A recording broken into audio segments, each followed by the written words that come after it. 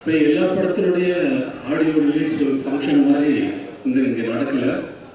வெற்றிமாறன் விடுதலை பற்றி நல்லா எப்படின்னா என்ன பண்ணிட்டு இருக்காரு, எவ்வளோ கஷ்டப்பட்டு ஒர்க் பண்ணுறாரு அப்படிங்கிறது எனக்கு ரொம்ப நல்லா தெரியும்.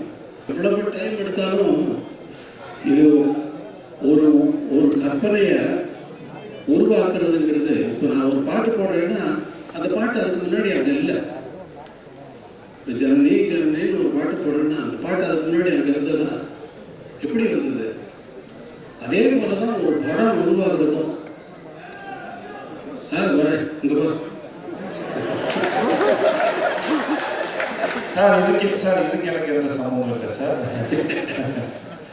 நீங்க யாரும் சொல்லணும் இல்லையா?